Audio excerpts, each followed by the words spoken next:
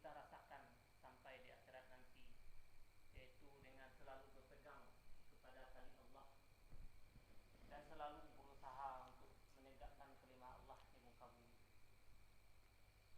Kemudian salawat dan salam kita haturkan kepada contoh kita dalam mengabdi kepada Allah, yaitu Rasulullah sallallahu alaihi wasallam, dengan sallallahu bersalawat alaihi kepadanya. wasallam Allah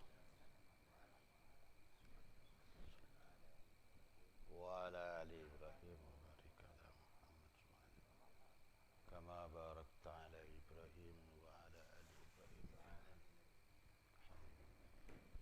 Maka insyaallah acara ini kita harapkan semoga Allah juga memberi tambahan limpahan rahmat kurnia dalam penambahan ilmu, dalam rangka persiapan kita, usaha kita semaksimalnya untuk mencontoh Rasulullah sallallahu alaihi wasallam dengan mempersiapkan hal-hal untuk kita selalu bisa dengan tujuan menegakkan kalimat la ilaha illallah di muka bumi ini. Maka acara kita mulai dengan membaca basmalah. Bismillahirrahmanirrahim. Kemudian untuk panduan kita, penambahan wawasan kita, tausiah dan taklim akan diberikan oleh orang tua kita kepada orang tua kita, Ustaz Abdul Salam. Kami persilakan.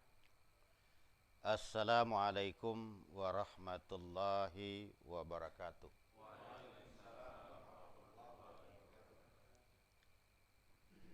Bismillahi tawakkalna 'alallahi la haula wala quwwata illa billah. Asyhadu an la ilaha illallah wahdahu la syarikalah wa asyhadu anna Muhammadan 'abduhu wa rasuluh la nabiyya ba'dah. Nahmaduhu wa nasta'inuhu wa nastaghfiruh wa na'udzu billahi min syururi anfusina wa min sayyiati a'malina. May yahdillahu fala mudhillalah wa may yudlilhu fala hadiyalah. Asyhadu an la ilaha illallah wahdahu la syarikalah wa asyhadu anna Muhammadan 'abduhu wa rasuluh la nabiyya ba'dah. Wa ba'du faqala subhanah a'udzu billahi minasy syaithanir rajim. Bismillahirrahmanirrahim. Fala tuti'il kafirin wajahidhum bihi jihadan kabira. Sadaqallahul azim. Panduan kajian kita pada malam ini dengan sasaran pembekalan wawasan dakwah agar kita dalam mengemban tugas dakwah pembinaan, baik dakwah pengembangan, begitu juga program pembinaan kaderisasi. Semoga Allah memberikan kemudahan kepada kita melalui tafaqahu fid din, kepahaman kita terhadap din. Karena dakwah itu adalah tahapan pertama langkah jihad di i'la kalimatillah. Melalui ayat 52 surah Al-Furqan, surah 25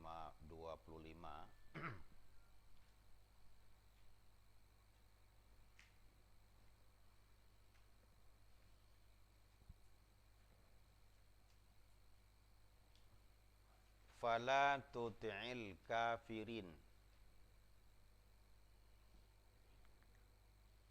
wajahidhum bihi jihadan kabira.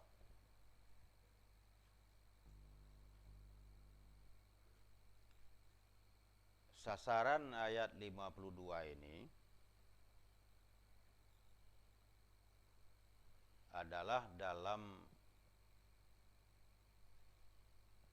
merealisasikan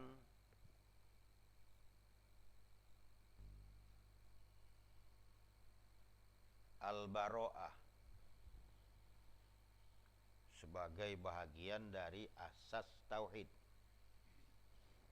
Tauhid itu asasnya berdiri di atas bara' dan al-wala.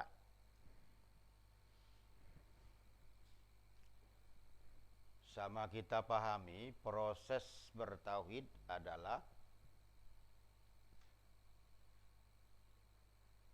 ijtanibut taghut wa anabu ilallah. Menjauhi taghut dan kembali bertaubat kepada Allah.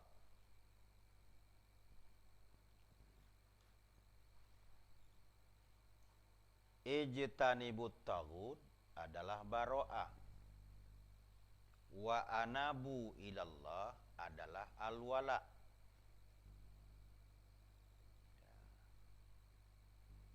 Itu realisasi pelaksanaan la ilaha illallah.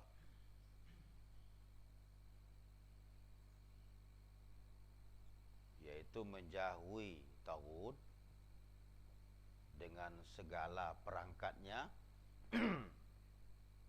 dan kembali mengabdi kepada Allah dengan segala perangkatnya.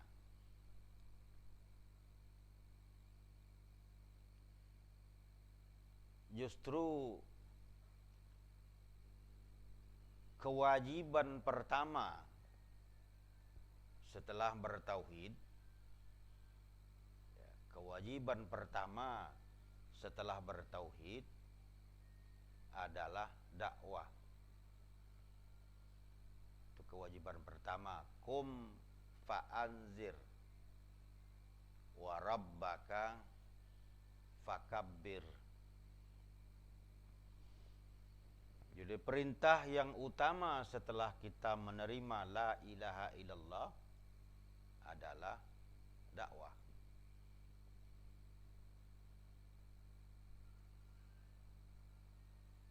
Oleh karena itu, dakwah itu adalah pembuktian tauhid. Bila kita tidak ada melaksanakan tugas dakwah, maka tidak dapat dilihat, tidak bisa dibuktikan di hadapan Allah bahwa kita memang bertauhid. Ya. Jadi untuk membuktikan kita itu bertauhid, maka perintahnya qum fa'anzir wa rabbaka fakabbir.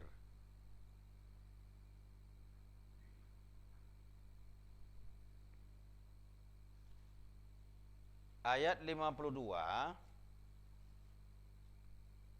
adalah menjelaskan pengertian dakwah, bukan perintah dakwah. Menjelaskan tentang pengertian langkah-langkah dakwah. Karena tauhid itu adalah berdiri di atas bara'ah, yaitu la ilaha. Bara'ah, la ilaha. Kemudian wala illallah. Maka untuk membuktikan kita berbaro', maka fala tuti'il kafirin. Ya. Fala tuti'il kafirin. Maka janganlah kamu tunduk, janganlah kamu patuh kepada orang-orang kafir dengan segala bentuk perangkatnya, kepada oknumnya, kepada sistemnya, ya, fala tuti'il kafirin, maka janganlah kamu taat kepada orang-orang kafir. Itu baro'ah. Ya. Itu wujud dari baro'ah. Fala tuti'il kafirin. Untuk membuktikan bahwa kita itu berbaro', ya, berlepas diri dengan segala bentuk kekafiran, wajahidhum, maka berjuanglah kamu menghadapi mereka. Wajahidhum, maka berjihadlah kamu menghadapi mereka. Jadi hum itu posisinya maf'ul, ya, objek, ya, sasaran.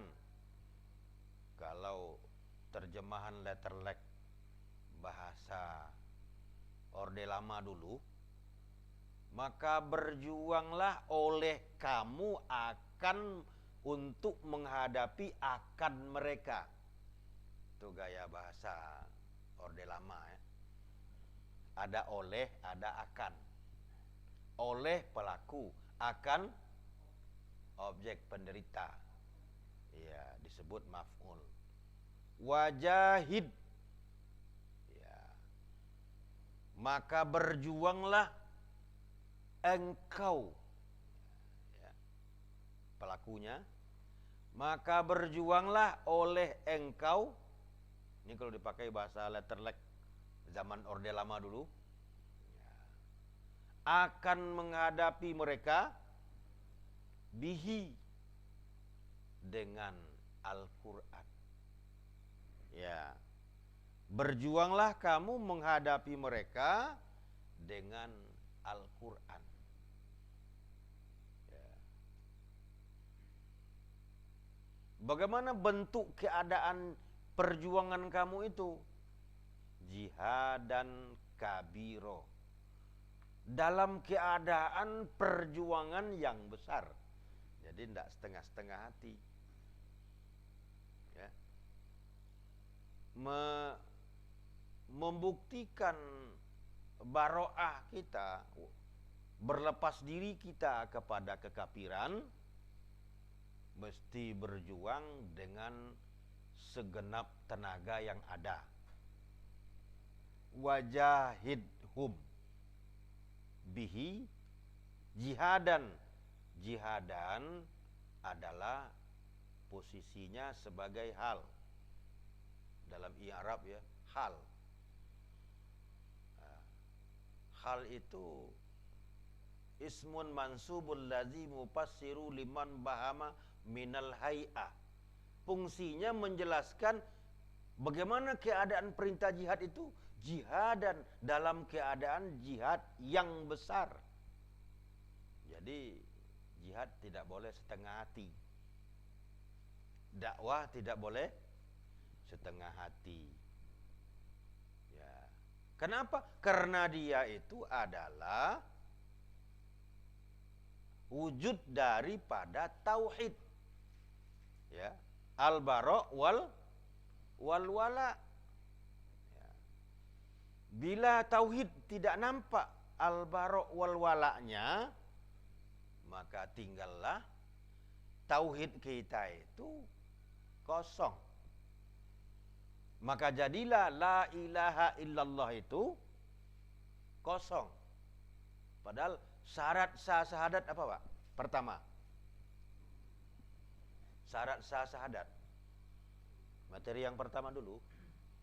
Al-ilmu bimaqtadoha, memahami tuntutan syahadat dan melaksanakan tuntutan syahadat.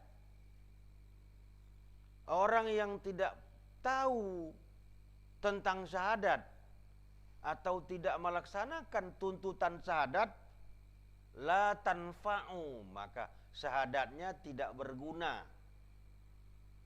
Ya. Maka syahadatnya tidak berguna untuk melepaskan dia dari azab neraka. Karena jaminan syahadat kan surga. Kalau syahadat yang tidak bermanfaat, maka tidak memberikan jaminan. Kan jaminan syahadat itu kan dalam hadis sahih kan gitu. Man qala la ilaha illallah khalisan, ya, min qalbihi dakhalal jannah. Barang siapa yang mengikrarkan la ilaha illallah benar-benar tulus dari hatinya, dia dapat surga. Bukti tulus ilmu memahami dan melaksanakan tuntutan syahadat. Bila tidak dilaksanakan, fala tanfa'u, maka syahadat tidak berguna. Artinya untuk melepaskan dari siksa neraka. Namun walau hujjatun fi hadzid dunya, syahadat itu menjadi hujjah bagi dia di dunia ini. Apa hujjahnya? Haram darah dan hartanya diganggu karena sudah syahadat. Itu hujjah di dunia. Orang yang bersyahadat terlindungi jiwa, raga, nyawa dan hartanya dalam Islam. Ya, wajib dilindungi karena dia sudah bersyahadat. Namun bila mana dia tidak melaksanakan tuntutan syahadatnya, dia tidak dapat ganjaran syahadat di akhirat, yaitu surga. Justru tuntutan pertama syahadat, bukti daripada yakfur bitaghut, ya. Karena makna syahadat itu al-bara' wal wala, ijtanibut taghut yakfur bitaghut. Terjemahan ijtanibut taghut artinya yakfur bitaghut. Wa anabu ilallah, terjemahannya yu'min billah. Ya. Itu bukan tafsir ra'yu, tapi tafsir Al-Quran bil Quran. Kalau dibuka seluruh jenis kitab tafsir, pasti ke situ. Siapa saja pengarangnya, ke situ larinya. Ya, tafsir Al-Quran bil Quran. Itu tahapan tafsir urutan nomor 1. Kan tafsir itu kan berjenjang. Tafsir Quran bil Quran. Baru tafsir Quran bil hadis. Ya, bis sunnah. Kemudian tafsir Quran bil asar, tafsir penjelasan sahabat. Cuma itu tafsir lughat, bukan tafsir makna. Tafsir sahabat itu tafsir lagawiyah. Jadi jangan salah paham pula nanti kalau ketemu di lapangan. Tafsir sahabat itu bukan tafsir makna. Tafsir makna, sahabat pun memakai tafsir Quran bil Quran. Ya. Tafsir mufradat kalimat. Itu ada hak sahabat mentafsirkan. Kenapa? Karena Quran turun kepada mereka dengan bahasa mereka dalam rangka membimbing mereka. Maka mereka paham makna Quran, mufradat bahasanya. Ya. Salah satu contoh umpamanya ada yang bertanya kepada Khalifah Umar bin Khattab, Ali bin Abi Thalib, apa maksud, apa terjemahan kalimat aula mastumun nisa? Ya, kata Sayyidina Ali, bersetubuh begini. Itu tafsir lughat. Ya. Kenapa? Quran itu ada yang memakai bahasa majazi, memakai bahasa kiasan. Namun Imam Asy-Syafi'i memakai metode zohiri, bahasa zohir, pokok asal bersinggung. Padahal termasuk juga itu tafsir Al-Munir, Dr. Wahba Mustafa Az-Zahili juga beliau menyebutkan tidak semua kita berpegang kepada zohiri, tapi tidak semua kita terpaut dengan majazi. Disinilah pentingnya kearifan balaghah dalam pemahaman bahasa. Itu komentar daripada Dr. Wahbah Mustafa Az-Zahili.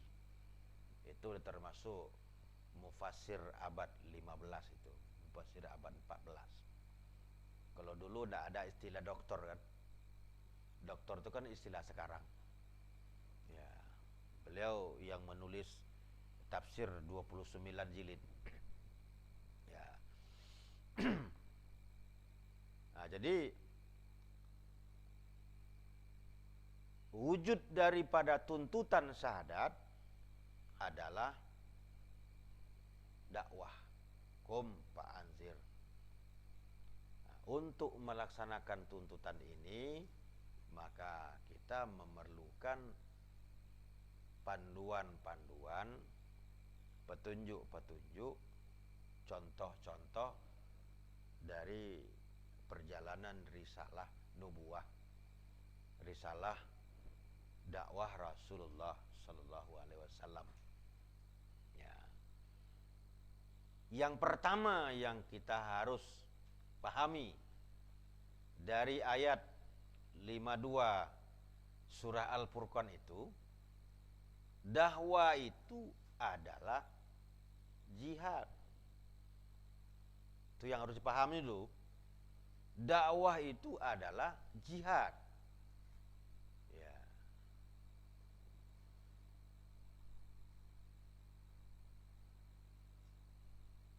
Makanya penulis buku Jihad Sabiluna, jihad dakwah itu termasuk jihad dasar dalam Islam. Jihad dakwah. Setelah jihad dakwah nanti baru ada jihad ad-difa. Jihad ad-difa mempertahankan tegaknya Madinah. Jihad ad-difa. Setelah dipertahankan Madinah, menjadi Madinatul Munawwarah, Islam yang berkibar-kibar, bisa menaungi umat Islam. Maka di sini baru langkah berikutnya, dakwah al-hujum. Ya, dakwah al-hujum. Apa itu dakwah al-hujum?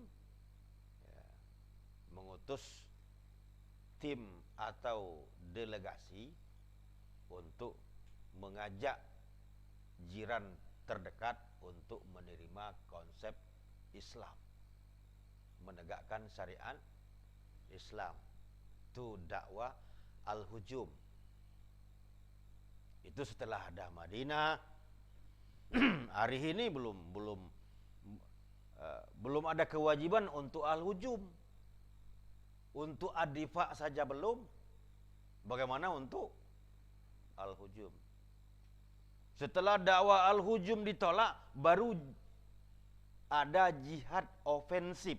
Al-hujum itu namanya perang ofensif. Kenapa? Dakwah ditolak, maka perlu kekuatan. Disitulah jihad ofensif. Kalau bahasa fikihnya al-hujum. Kalau bahasa akademisnya itu ofensif.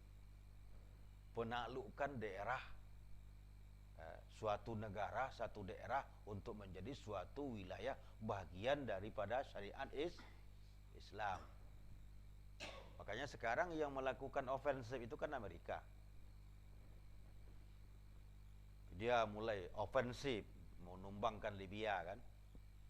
Ofensif menumbangkan Rusia. Itu al-hujumnya Amerika. Kenapa? Karena dia punya Madinah, cuma bukan Madinah al-Munawwarah. Ya. Madinahnya musyrikin kufar. Dia juga al-hujum. Kalau dakwahnya ditolak, pasukannya datang. Itulah pasukan sekutu. Ya. Itu contoh ya, al-hujum. Oleh karena itu, jihad itu adalah perang. Makanya perang itu harus pakai ilmu. Ada taktik, ada strategi. Nggak boleh asal nyelonong dakwah. Karena dakwah itu perang. Ya. Makanya ad-dakwah adalah ghazwatul fikri. Perang ideologi. Ya. Dakwah itu adalah perang ideologi. Setiap yang namanya perang itu majunya pakai aturan, mundurnya pakai aturan. Nggak boleh asal nyelonong, Pak. Nggak boleh asal menyerang, nggak boleh asal maju. Jadi harus mengatur langkah, taktik, dan strategi. Pengaturan langkah, taktik, strategi itu tidak ada butir-butirnya. Tidak ada butir. Bagaimana mengatur langkah, taktik, strategi? Disinilah peranannya koordinator, yaitu koordinasi. Wa amruhum syura bainahum. Makanya pelaksanaan dakwah perlu ada tim dakwah ya, yang dikoordinir oleh koordinator dakwah di masing-masing daerah dengan beranggotakan anggota dakwah dari kabupaten, dari kecamatan, dari desa. Ya mungkin untuk Batam hari ini saya umumkan koordinator dakwahnya langsung di bawah Temilahan. Biar urusannya tidak repot ya. Ya, langsung di bawah Temilahan. Kalau digabung ke Dumai kurang apa namanya? Kurang akrab. Kalau digabung ke Temilahan itu kembali ruas ke bukunya. Ya kan? Untuk sambung lisani kaumihi. Ya, tadinya kan memang cangkokan dari Temilahan kan? Iya, cangkokan dari Temilahan. Berarti untuk melaksanakan program taktik, langkah, strategi dakwah ini, maka D3 perlu membuat tim dakwah. Jadi urusan dakwah ndak pusing ketua mikirkan tim dakwah lagi. Ini semua diurus oleh ketua. Semua mikir ketua. Lama-lama ketuanya KO. Iya kan. Nikahkan orang ketua juga kan. Ya, menyelesaikan orang berkasus ketua juga. Apalagi ada teror dari luar, siapa yang hadapi? Ketua juga. Nah, jadi urusan dakwah dikoordinir oleh tim dakwah. Bagaimana pembentukan, bagaimana realisasinya? Wa amruhum syura bainahum. Saya memberikan panduannya. Nah, itu. Jadi karena dakwah itu adalah jihad, maka perlu langkah, taktik, dan strategi. Untuk merumuskan itu, itulah musyawarah. Karena masing-masing kita punya pandangan. Ya, itu. Ini yang dimaksud dengan al-jama'atur rahman. Ya, kalau sendiri kita monoton. Ya, pekerjaan monoton paling susah, Pak, paling berat. Ya, kayak orang kematian bini. Ya, cuman orang kematian bini kalau di kampung tumbuk tanah, kayu, air. Ya, numbuk padi dia juga. Biasanya tugas numbuk padi kan perempuan. Ini udah mati. Numbuk. Masak nasi, urusan dapur kan. Istri, ini istri udah mati. Ya. Tanah masak kan. Itu istilah Bang Kinang tuh, Pak. Tumbuk tanah, kayu, air. Cari kayu. Nah, ngangkat air. Itu kerja duda punya anak. Ya, artinya orang kematian bini. Kalau sempat ketua, Pak, monoton seperti itu, ya itu repot itu. Kasihan Pak Ketua. Ya, mikir berkasus juga begini, ini juga begini. Jadi agar dakwah kita berkembang dengan baik secara rapi, ya harus terorganisir dengan rapi pula. Ya, cuma bukan berarti kita mengecilkan amal kita yang sudah. Ini namanya dalam rangka untuk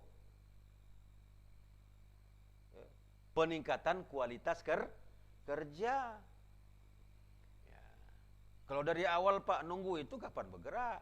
Tidak payah ditunggu. Tapi setelah kita banyak, ini harus dirapikan cara kerja supaya nanti kita ini berdakwah benar-benar untuk kepentingan perjuangan. Ya. Kalau sudah terkoordinir, kalaupun nyelip nanti kita berdakwah ada interest, itu bisa teredam oleh koordinasi. Kalau enggak, susah terkendali. Ya. Rupanya si A dakwah berputar-putar bagaimana dakwahnya dikoordinir oleh dia. Nah, supaya orang lain jangan masuk memberikan taklim. Repot itu. Nah, atau jangan-jangan ada doktrin sehingga umat itu, kami kalau untuk taklim maunya si Anu sajalah. Nah, saya dari awal dulu Pak, itu saya rasakan itu. Kami kalau bisa jangan orang lain lah, Pak Salam aja lah dulu. Ya kalau Pak Salam semua kapan berkembang? Nggak bisa pergi ke Sumatera Barat merintis dakwah. Siapa yang mau merintis? Nah, sementara kita ini kan untuk bisa menjadi dai lepas itu kan belum ada untuk terjun payung. Ya, kita kan belum siap untuk terjun payung Pak ya. Karena untuk terjun payung itu memang atributnya harus ada, didukung pertama oleh keluarga untuk siap ditinggal.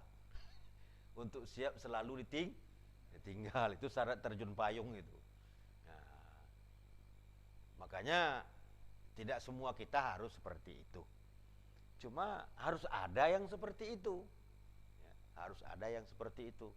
Namun itu tidak bisa didoktrin. Harus tumbuh dengan sunnatullah. Ya, secara sunnatullah. Kalau bahasa luarnya secara alami. Tumbuh secara alami. Di antara kita ada yang sanggup ya, untuk terjun payung dalam urusan dakwah. Cuma ada resikonya Pak. Ya, apa resikonya? Finansial keluarga tidak bisa dipikirkan seperti orang lain. Kalau memikirkan itu, ya berarti kita nggak bisa buat. Kenapa? Karena nanti anak lahir sepanjang jalan. Ya kan? Kalau terjun payung, Pak. Tentu ada saatnya keluarga dibawa pindah dalam jangka tertentu untuk merintis. Ya. Itu istilah saya itu anak lahir sepanjang jalan. Di mana tugas, di mana fungsi. Cuma itu tidak disuruh, mesti tumbuh dari basic dan kemauan serta kesanggupan bagi seorang dai. Iya. Kalau di wilayah hari ini yang barangkali yang bisa seperti itu, yang memungkinkan kondisinya kan kami kan baru berdua dengan Pak Muslim. Lain kan belum mendukung. Belum mendukung. Nah, itu. Karena faktor hal lain sebagainya itu ya, untuk pekerjaan, maisha segala macam ya, tidak mendukung untuk itu. Nah, jadi teknis itu harus ditelurkan melalui wa amruhum syura bainahum. Nah, itu dalam urusan taktik dan strategi dakwah. Ya. Adapun ayat-ayat yang menjadi panduan umum dalam taktik strategi, ya, di antaranya ya, ayat 6 ya, surat Kahfi ya.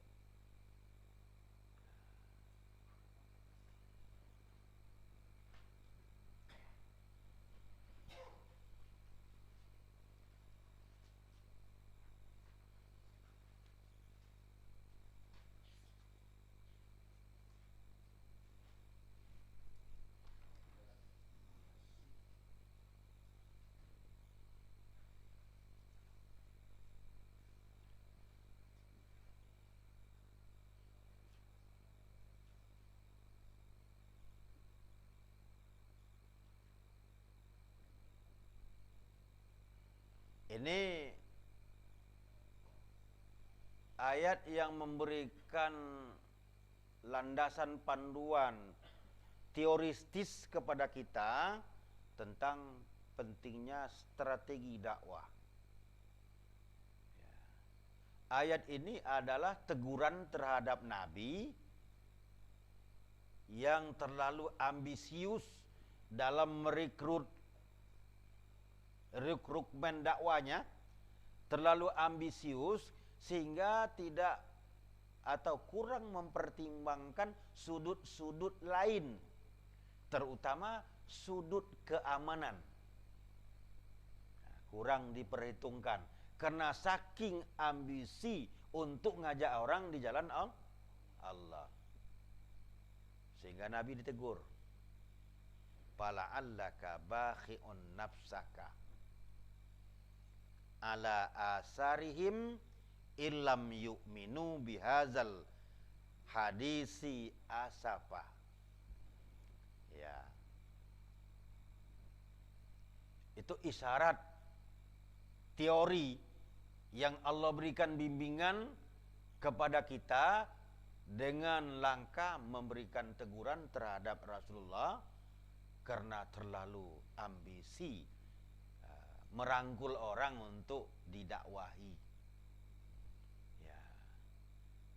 Jadi kiranya terlalu ambisi nak menjabarkan Islam kepada orang tidak boleh.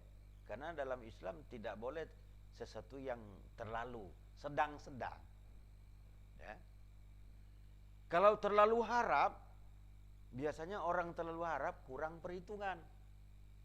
Contohnya dulu, kita terlalu harap dapat dana Osama bin Laden, kena tipu 8 juta. Kan? 8 juta Pak kena tipu. Untung waktu diminta 9 juta lagi tidak dikasih. Saya tidak setuju kan. Ceritanya muluk itu. Kita disuruh buat proposal untuk mendapatkan dana 500 miliar dolar. Seminggu buat proposalnya Pak, untuk membuat pengaturan penggunaan dana yang 500 miliar. Seminggu pakai tim itu. Eceknya kalau itu gol, maka lembaga dakwah Islam Sumatera ini adalah orang terkaya di Indonesia. Terkaya. Sampai diperhitungkan Pak, perusahaan sekian banyak. Ya untuk mencairkan, menghabiskan dana yang 500 miliar dolar. Sehingga dibilang untuk kepengurusan itu perlu kita umroh dulu. Dan saya ngurus travel umroh yang termurah melalui Filipina. Beliau berangkatlah ke Filipina. Diminta duit. Ya, itulah dapat duit 8 juta. Sebetulnya udah terkumpul duit 8 tambah 9. 17 juta kan. Cuma karena kita masih ragu-ragu, kita kasih 8 juta. Pulang dari Thailand pas ditanya gimana hasilnya Pak, masih sedikit lagi clear, saya mau ke Jakarta dulu, tapi tolong sisa dananya. Nah ini saya udah gak mau lagi ngasihnya. Terakhir baru terbongkar, rupanya penipu. Apa sebabnya tertipu Pak? terlalu haram. Jadi rupanya yang terlalu itu nggak boleh, Pak.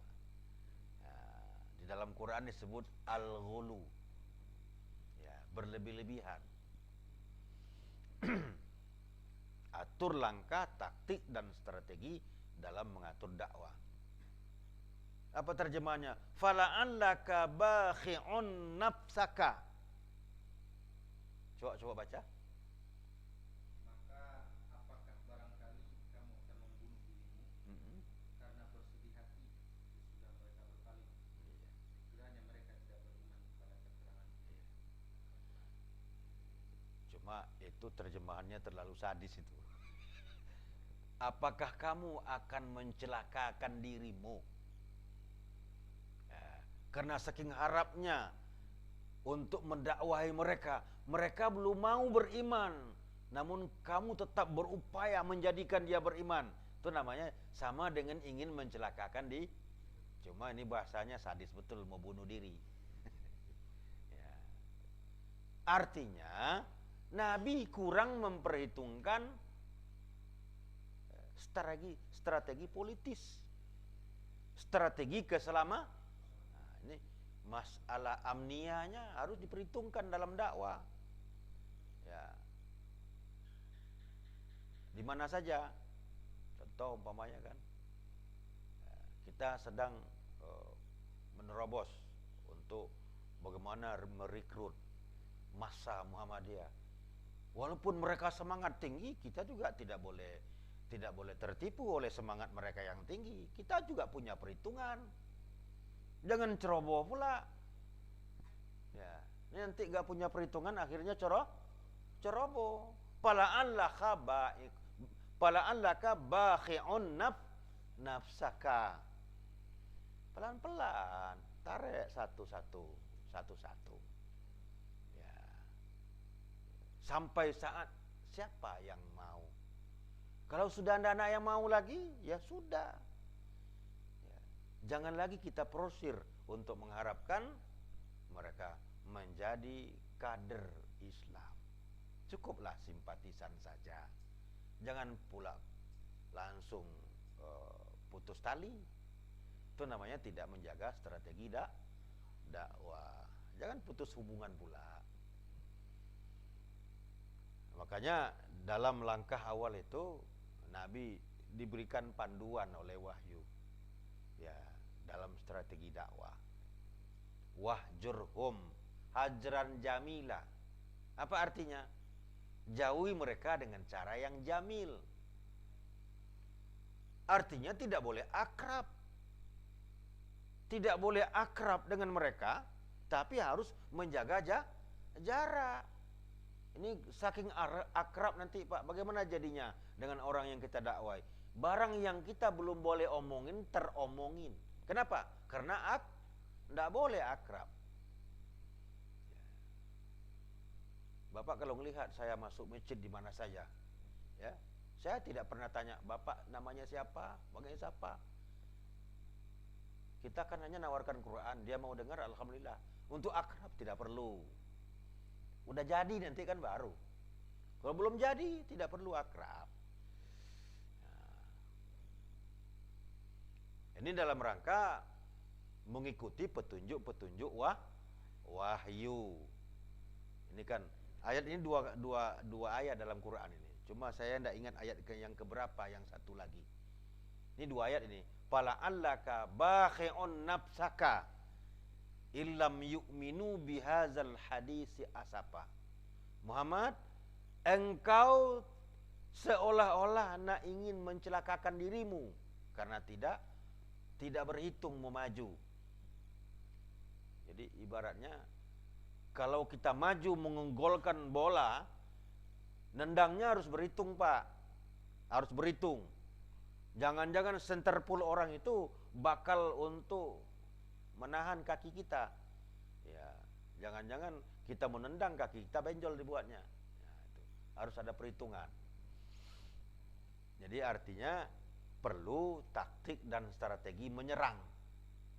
Ya, untuk menyerang harus ada perhitung, tidak boleh sembrono. Tapi harus ingat, Berhitung bukan takut. Yang salah paham.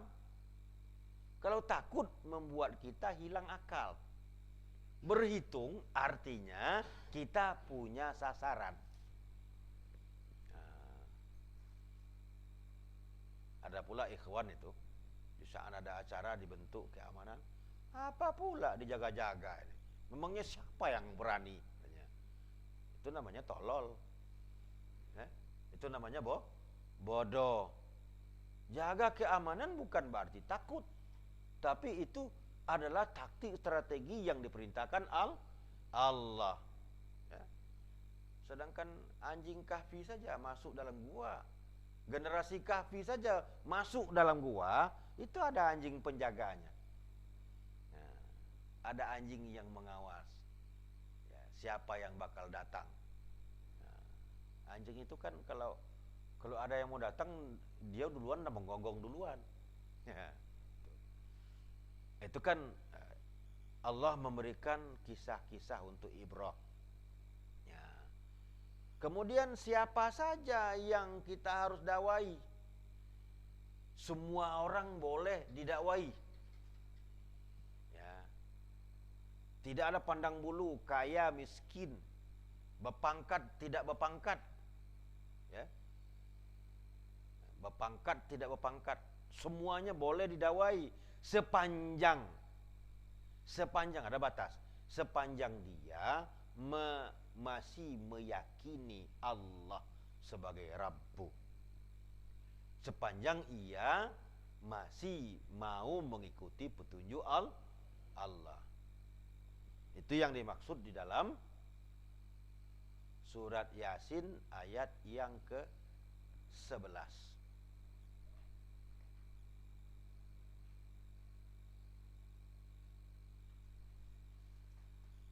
Jadi yang dimaksud pembatasan orang yang boleh didakwahi di situ adalah siapa saja boleh didakwahi sepanjang dia masih mau mengikuti Quran dan takut kepada Allah. Tidak pandang dia siapa. Ya. Tidak pandang dia siapa. Yang penting kita harus bisa memperhatikan, membaca, memantau sejauh mana dia cinta dengan Quran. Sejauh mana dia orangnya punya pribadi takut kepada Allah. Ya, itu. Kalau itu masih ada, itu masih ada maksimal untuk didakwai. Cuma kalau itu tak nampak, kita udah dakwai sekian lama, tak nampak bibit itu, tinggalkan. Ya, tinggalkan dia. Wazarhum fi ghamratihim hatta hin. Biarkanlah dia dulu sampai ada hari H nanti. Nah, makanya di situ innama tunziru manittaba'az zikra. Ya, pembatasan dakwah itu sepanjang orang mau menerima Quran, siapapun orangnya. Ada enggak ciri-ciri dia menerima Quran? Didakwahi kita. Wa khasyiyar rahmanu bil ghaibi. Dia ciri-ciri dia takut kepada Allah itu ada. Mana ciri-ciri orang takut kepada Allah, Pak? Dia beribadah nampak. Kemudian jujur dia. Itu tanda orang takut kepada Allah, jujur. Tapi kalau pembohong itu tidak ada takut sama Allah. Ya? Orang yang kita dakwah itu pembohong. Berarti ini orang tidak takut kepada Allah. Oh, dia preman, tapi jujur. Berarti ada bibit. Orang yang seperti ini ada bibit untuk takut kepada Allah. Kalau preman, Umar bin Khattab preman, tapi setelah mendengar Toha ma anzalna alaikal Qur'ana litasqa, menggigil langsung. Ya. Langsung dia tunduk. Dia temui Rasulullah menyatakan syahadatnya. Para sahabat kan curiga itu. Soalnya dari mana Umar tahu itu tempat pengajian Rasulullah di rumah Arqam bin Arqam itu? Itu tidak ada orang tahu. kenapa kok sampai tahu Umar itu? Ya, dari mana taunya? Dari adik kandungnya. Adik kandungnya sudah menerima Islam. Hampir dibanting itu iparnya. Cuma adiknya ngelawan. Yang tadinya adiknya itu takut sama dia, tapi setelah bersyahadat, adiknya berani. Terserah abang, mau bunuh saya, bunuhlah kami. Oh, selama ini adiknya nggak berani melawan. Ini energi apa ini yang masuk ini? Akhirnya terserak itu lembaran suhuf dari kulit tulisan surat Toha ma anzalna alaikal qur'ana litasqa tanzilam mimman khalaqal arda was samatil ula. Menggigil Umar mendengarkan, melihat bacaan itu. Ini bukan sembarangan syair ini. Bukan sembarangan syair. Nah, sehingga dari mana kau dapat ini? Kami menjadi pengikut Muhammad. Di mana Muhammadnya? Nah, kalau niat abang baik, itu dia di rumah Arqam bin Arqam. Tapi jangan niat macam-macam. Dicarilah dia. Oh, itu dikawal itu. Sehingga Umar gedor pintu masuk itu, pedang udah siap memegang lehernya. Kata Rasulullah, biarkan dia masuk. Rupanya Rasulullah sudah mendapatkan isyarat. Ya. Kenapa? Kalau Umar sudah cari dia, berarti doanya makbul. Karena Rasulullah kan berdoa, ya Allah, berikanlah petunjuk di antara salah satu dua Umar. Apakah Umar bin Khattab atau Umar bin Hisham? Ya, Umar bin Hisham itu Abu Lahab. Ya. Pakcik dia, pakcik sepupu kakeknya. Rupanya Umar bin Khattab yang dikabulkan Allah doa Rasulullah. Umar datang langsung mengucapkan syahadatnya. Jadi untuk diketahui Pak, syahadat tidak diajarkan, tapi syahadat adalah revolusi dari akidah. Setelah tahu benar dan tahu salah. Jadi tidak usah capek-capek mengajarkan syahadah. Nah, kapan nanti materi syahadah dibahas? Setelah di dalam. Ya, setelah di dalam baru diajar kalimat satu persatu. Sebab orang kalau tahu kebenaran, dia akan ingin menyatakan baroknya terhadap yang batil. Nah, Pak, gimana caranya nih Pak? Saya mau keluar dari kebatilan ini. Harus hijrah. Bagaimana cara hijrahnya? Nanya dia. Tidak perlu diuraikan. Ya hijrahnya dengan kalimat syahadat. Saya siap Pak. Sekarang, jangan tunggu besok. Nanti saya mati. Nah, begitu. Itu dalam pengertian dakwah. Jadi syahadat adalah revolusi dari Al-Furqan, pemahaman hak dengan batil. Jadi tugas kita menyampaikan ayat-ayat Allah untuk menanamkan barok dan wala. Sebetulnya umat Islam ini sudah tahu mana yang hak, mana yang batil. Cuma kebenciannya belum datang. Bagaimana kita tanamkan barok itu? Itu tugas tilawah. Dan itulah ayat-ayat yang menjelaskan tentang kejelekan kejahiliaan.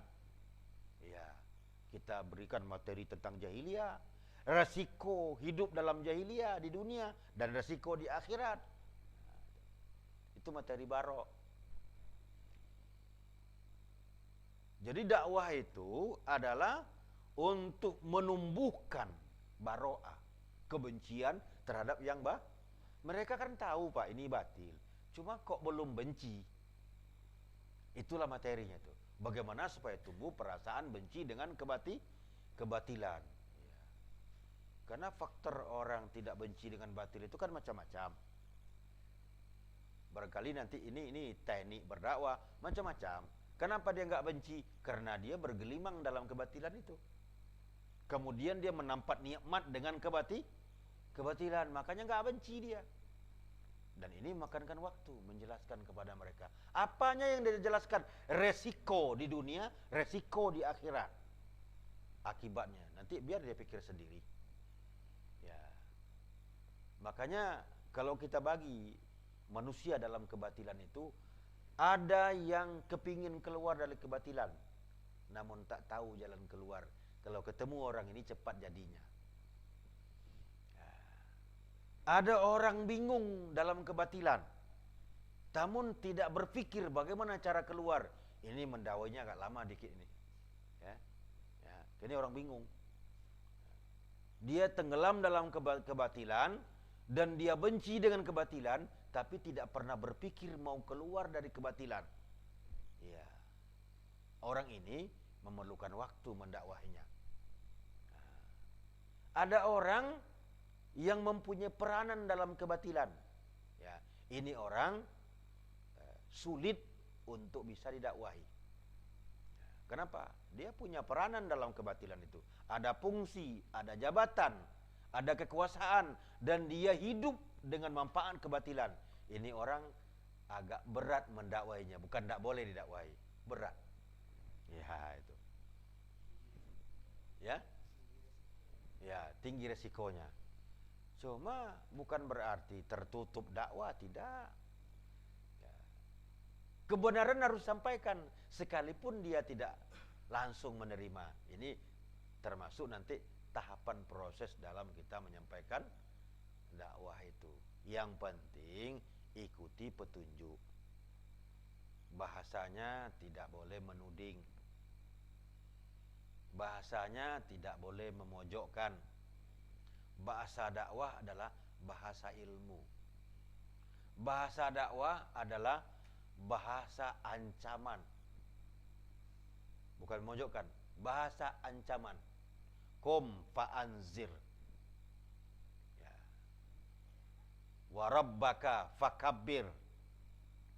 Makanya fungsi dakwah itu adalah zikro, mengingatkan. Ya.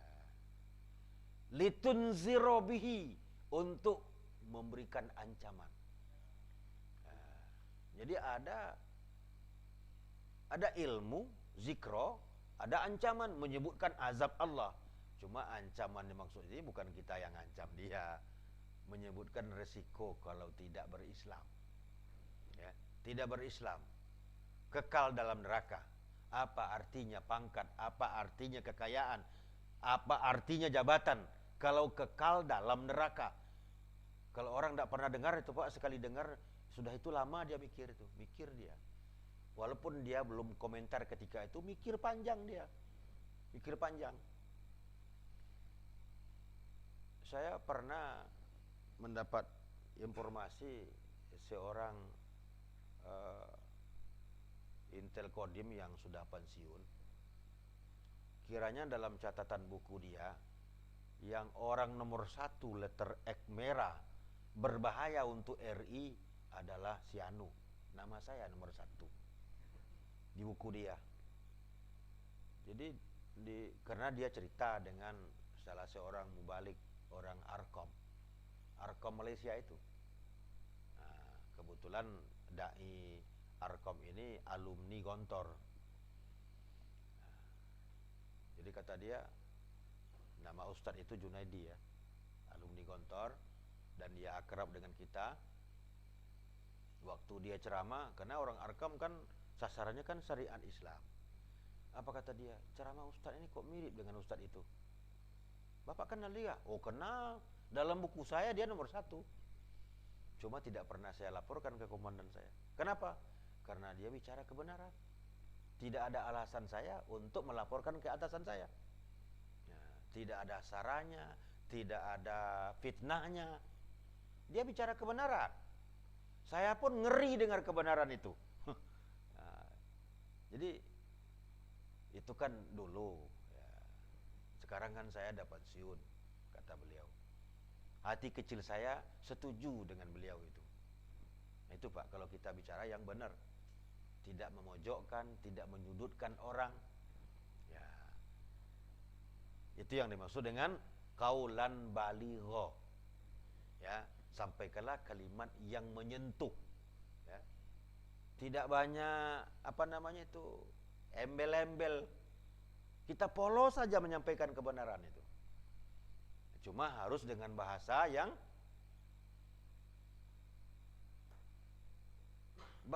sesuai dengan tuntunan Al-Quran dan praktek dari Rasulullah. Mesti dengan kaulan sadida, mesti dengan kaulan layyina. Kalau yang dihadapi itu, yang didakwai Pak Kiai itu harus kaulan layyina, bahasa lembut. Bahasa lembut dengan Pak Kiai gimana? Kita ini jangan sok seperti gurunya. Kita ini seolah-olah belajar, tapi menggiring dia. Ini gaya almarhum Pak Thorik berdakwah. Ya. Itu Abdullah Sungkar itu almarhum. Itu yang menggiring dulu tuh Pak Thorik. Dia ceramah begini menghantam. Nah, selesai ceramah didatanginya. Saya tertarik ceramah Ustaz nih Ustaz. Nah, ya memang harus begitu kita. Kata beliau, jadi kira-kira solusinya kayak apa Ustaz? Ini yang saya belum dapat, dia bilangnya. Solusinya itu, ya, solusi untuk meruntuhkan kebatilan. Kalau begitu, saya punya teman. Kalau Ustaz mau, ditemukanlah dengan perwakilan yang ada di situ. Akhirnya beliau menyatakan baiatnya. Siapa yang mendakwai Pak? Orang tua yang tidak punya ilmu. Bagaimana gayanya? Bertanya. Waduh, mantap betul ceramah Ustaz. Ya kita harus begitu. Nah, cuma saya ingin ketahui gimana solusinya itu Ustaz untuk mengamalkan apa yang Ustaz sampaikan tadi. Kalau enggak kan kita bisa kabur maktan indallah pula nanti. Itu yang saya masih pikir.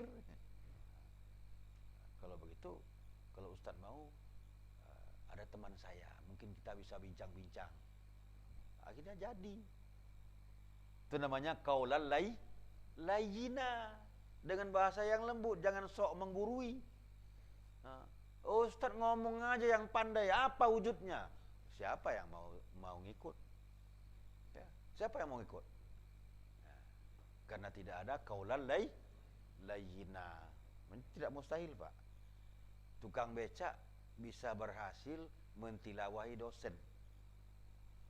Nah, tukang becak, rupanya dosen itu karena rumahnya dekat, nggak mau bawa motor, bawa mobil, naik becak. Ini tukang becak ini kesempatan ini tilawah dia. Ajak dosen tuh cerita. Lama-lama tertarik itu dosen itu.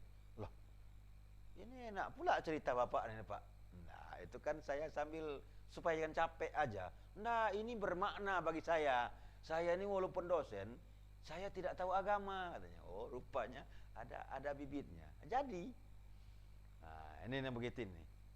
Jadi dakwah itu harus tumbuh dari rasa kecintaan kebenaran sehingga kita tidak sungkan menyampaikan dakwah dengan qaulal layyina.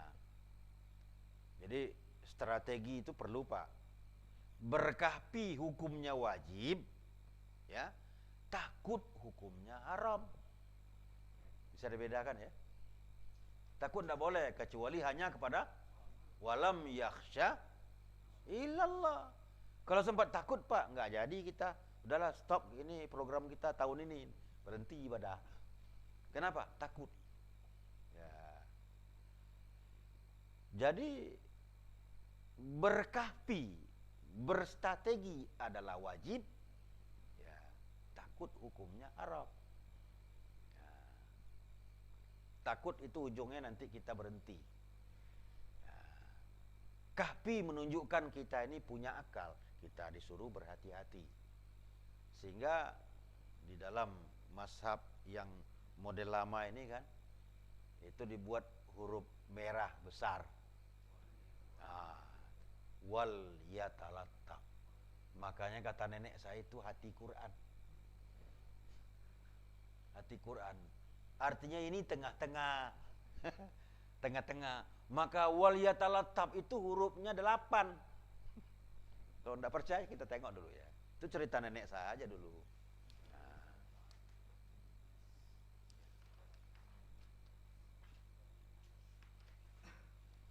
Cuma kayaknya Quran ini tidak ada huruf merahnya. Wal yatalattaf ayat berapa tuh?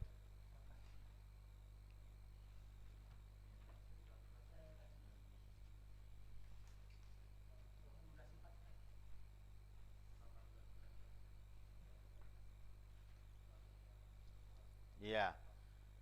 Oh, ini cuma huruf besar saja. Tidak dibuat merah. Kalau Quran lama itu merah malah. Waw, lam, ya, ta, lam, to dua, tasdik kan? Kemudian tambah pa, 8 huruf. Nah, makanya dia bilang itu hati Quran. 4, 8 bagi 2. Cuma Quran ini tidak di tengah, pula letaknya di pinggir. Kalau Quran udah lama di tengah letaknya itu. Wal yatalattaf. Nah, itu. Sehingga di kampung itu dirobek itu wal yatalattaf itu direndam. Ya.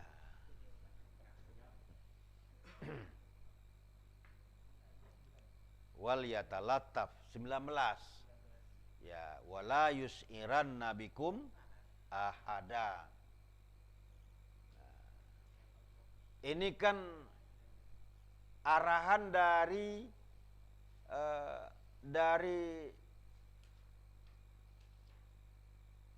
orang-orang yang berada dalam kahfi di saat mengutus anggotanya ke kota untuk berbelanja, maka dikasih tahu situ wal yatalattaf, ya, wala yus'iranna bikum ahada. Kan ceritanya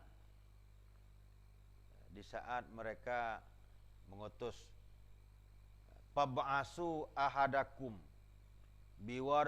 biwariqikum hadhihi ilal madinah falyanzur ayyuha azka ta'aman. Cuma sifat kahfi, generasi kahfi ini enggak kita pakai hari ini, Pak. Kita kalau belanja ke pasar, ada kita berpikir, ini bersih enggak? Makanan ini dari najis. Kita main bat aja kan, walaupun pabriknya Cina punya, main bat saja. Kalau generasi kahfi, enggak mikir dulu, ini halal enggak ini? Ini bersih enggak ini makanan ini? Jangan-jangan bahannya najis. Kan di sini dibilangnya, karena dia pergi ke kota belanja di zaman jahiliyah menurut mereka, sehingga dia bilang falyanzur ayyuha azka ta'aman. Ya, hendaklah kamu perhatikan makanan-makanan yang suci, yang bersih. Ya, untuk menjadi rezeki yang kalian dapat nanti nikmati. Saya ketemu orang tua dulu yang betul-betul warak orangnya. Waktu kami terlantar dalam perjalanan dari sebuah kampung berdakwah, sehingga pulangnya kesasar. Sampai jam 2, hampir jam 3 baru ketemu pasar hitam, jalan hitam. Maka semuanya masuk warung, pesan teh manis segala macam. Ada yang minta nasi, tidak ada, cuma warung biasa. Ada yang minta teh manis, ada yang minta mie rebus. Tapi mayoritas itu minta mie rebus pakai telur. Beliau orang tua tadi cuma minta air putih. Ditawarkan super mie, enggak mau. Enggak, saya belum lapar. Dia enggak mau menyinggung perasaan orang kedai. Di mobil baru dia cerita, apa Bapak belum lapar tadi Pak? Bukan. Saya hidup di negara kafir ini, tidak mau saya sembarang makan. Tapi saya tengok kita ini kayak bukan hidup di negara kafir. Makan suka-sukanya saja, halal atau tidak. Hah? Apa Bapak ini yakin itu super mie itu halal? Saya tak yakin. Karena saya tak yakin, saya tinggal. Ini orang tua luar biasa. Karena kan itu kan Cina yang buat, dia bilang. Cina yang buat. Dari mana kita tahu halal atau tidak halal? Makanya hadis Nabi, dak ma yuribuka ila ma yuribuka. Karena saya ragu halalnya, saya tinggalkan. Bapak karena tidak ragu, makanya Bapak makan. Ini orang benar-benar begitu warak akidahnya. Ya. Itu contoh generasi kahfi. Atau mungkin Pak, jiwa kahfi itu belum tertanam dalam diri kita. Karena kita hidup berdampingan dengan orang-orang yang hidup tidak dengan Islam, cuma kita tidak merasa kita ini adalah generasi mukmin. Sehingga kita merasa mereka dengan kita sama, padahal bukan, tidak sama. Tidak sama. Ya. Nah, ini yang tertanam di dalam diri beliau. Ketidaksamaan tadilah yang menyebabkan timbul kehati-hatian. Ya. Kehati-hatian. Nah, jadi harus kita menentukan kewaspadaan taktik dalam strategi dakwah. Tidak boleh terlalu akrab dengan orang yang masih didakwahi. Kenapa? Karena bisa-bisa sebelum mereka jadi, mereka udah tahu duluan yang harus barang tidak boleh tahu. Ya. Pada Allah suruh menutupnya. Ya, janganlah kamu jadikan orang-orang yang bukan dari saudaramu menjadi bitonatan, orang kepercayaan. Kalau udah akrab Pak, jadi kepercayaan lah. Coba lihat di dalam surat Ali Imran. Ya ayyuhalladzina amanu la tattakhizu bitonatan min dunikum.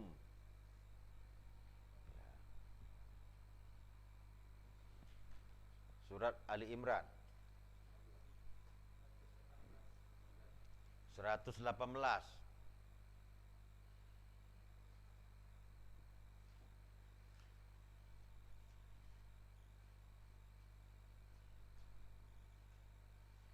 Itu tentang bitona, orang kepercayaan.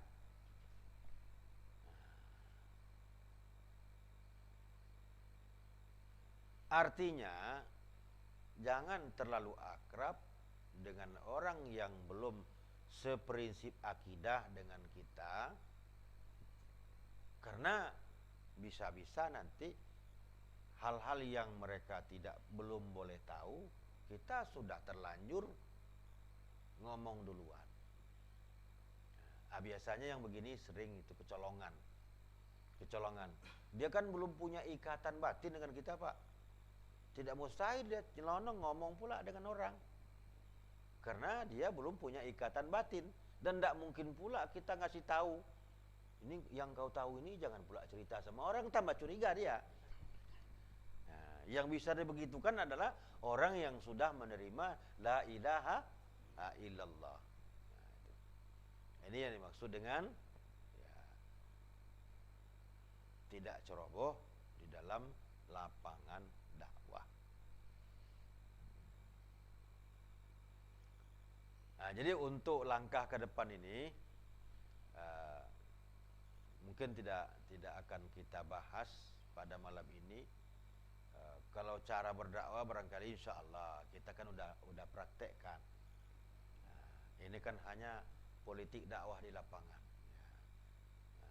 Kemudian bahasa dakwah ya barangkali di sana sisi kita tinggal menyisipi, mencukupi. Untuk terlaksananya itu, ini perlu ada koordinasi program tim dakwah. Apakah sekali sebulan, apakah sekali 2 bulan, sehingga seluruh permasalahan, seluruh kekurangan di lapangan dapat kita bahas dalam forum koordinasi dakwah. Kalau ini berjalan Pak, berarti kita sudah mulai melangkah maju ke depan, menertibkan organisasi dalam program dakwah. Ya, berarti kita mulai belajar memerintah. Ya. Kalau tidak berorganisasi, berarti tak bisa nanti jadi pemerintah. Ya, itu rahasianya. Kalau tidak bisa, kalau Islam menang, siapa yang memerintah? Harus dari sekarang harus belajar memerintah. Nah, belajar memerintah, belajar berorganisasi. Kalau kita tidak belajar berorganisasi, tidak pandai kita memimpin, tidak pandai kita memerintah. Nah, ini. Nah, kemudian setiap tenaga dai harus meningkatkan kualitas ilmunya. Ya, jangan cukupkan hanya sekadar materi dakwah, tetapi harus mempunyai buku-buku tambahan bacaan, mungkin buku fikih, mungkin buku hadis, supaya di lapangan kita tidak monoton. Ya, ada wawasan. Ya, di saat dakwah itu menimbulkan konflik pertanyaan, karena kita membaca, kita tahu. Nah, dan itu tidak perlu menunggu ada program taklim baca hadis, tidak perlu. Ya, kita baca buku-buku hadis. Apakah hadis terjemahan Bukhari Muslim? Apakah hadis ya Bulughul Maram? Apakah hadis Matan Al-Ba'in? Kita baca. Mana yang kita ragu, kita tanya dengan guru. Ya, kita tanya. Cuma kalau menunggu diturunkan oleh guru, kapan kita? Jadi harus ada penambahan ilmu kita. Nah, jadi barangkali itu yang saya singgung pada kesempatan yang yang singkat ini. Ya, selebihnya kita manfaatkan untuk temu ramah ya. Ya, itu. Jadi ada hal-hal yang perlu kita bincangkan ya, dan barangkali mungkin di saat kita berkumpul pula kesempatannya untuk kita saling bercerita. Jadi acara saya serahkan kepada protokol pembawa acara. Ya. Wassalamualaikum warahmatullahi wabarakatuh. Alhamdulillah, kita telah sama-sama mendengarkan motivasi melalui tausiah ataupun taklim yang telah disampaikan orang tua kita ini. Semoga Allah memberikan kemampuan juga bagi kita nanti kesempatan untuk selalu menambah kualitas di dalam usaha tugas dari masing-masing kita secara bersama untuk berdakwah, menyebarkan dan meninggikan kalimat Allah di muka bumi. Kemudian kalau ada dari para ikhwan ibadallah, para mujahid untuk bertanya atau untuk berdialog atau berdiskusi ataupun untuk menceritakan pengalaman di dalam lapangan dakwah, dipersilakan.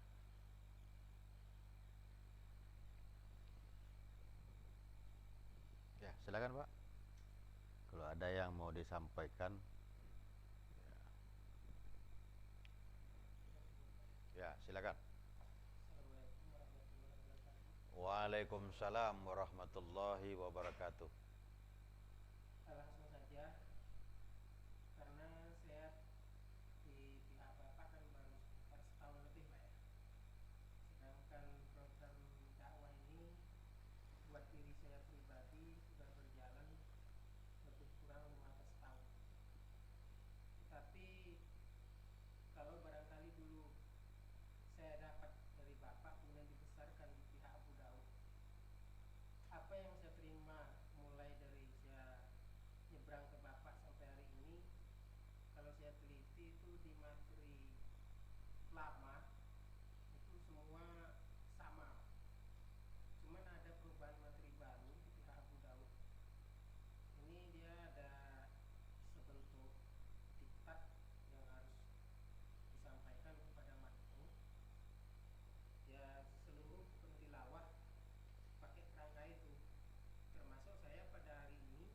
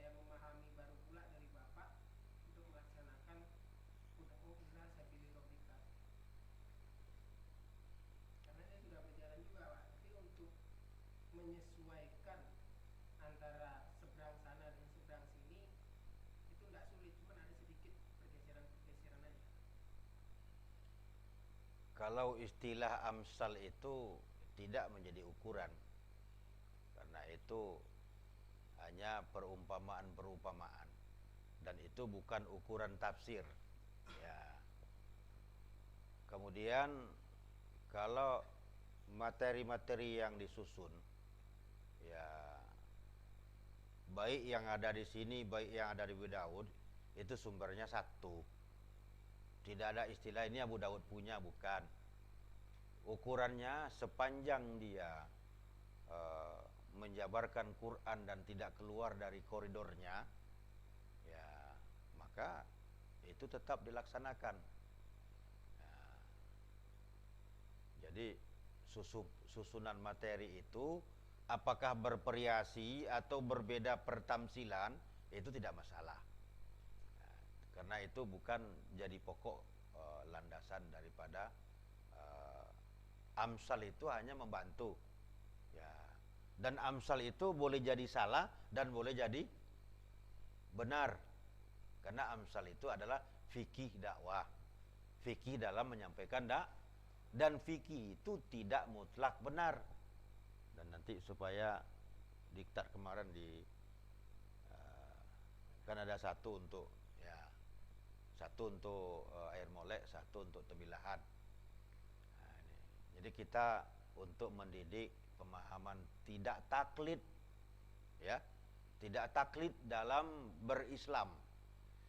Fikih dari manapun boleh diterima sepanjang dia koridornya tidak menyimpang dari pokok-pokok Al-Quran dan pemahaman sunnah Rasulullah. Ya. Kalau ada istilah-istilahnya yang menyalahi, kita tidak boleh amalkan walaupun dari manapun datangnya. Jadi tidak ada istilah ini dari Pak Salam, ini dari Abu Daud, karena sumber kita ini kan satu. Jadi saya rasa ukuran kita adalah kitabullah dan sunnah Rasul. Karena Abu Daud juga gurunya saya kan. Abu Daud kan gurunya saya. Kalaupun ada susunan materi baru, itu tim yang disusun oleh wilayah. Yang disusun oleh wilayah pada masa itu ketuanya Abu Daud. Jadi itu bukan milik Abu Daud, tetapi milik wilayah Riau. Ini supaya dapat dipahami pula.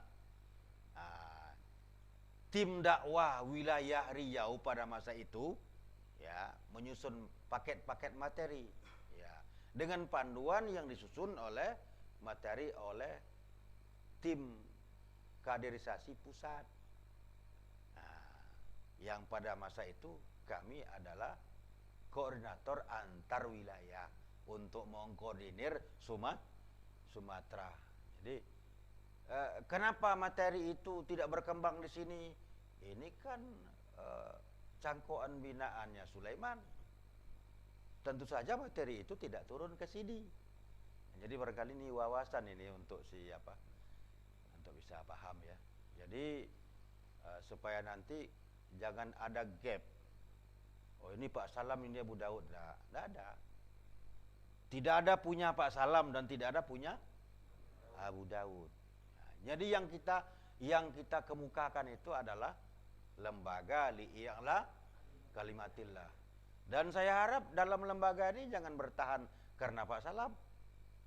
Dan juga jangan karena benci kepada Abu Daud.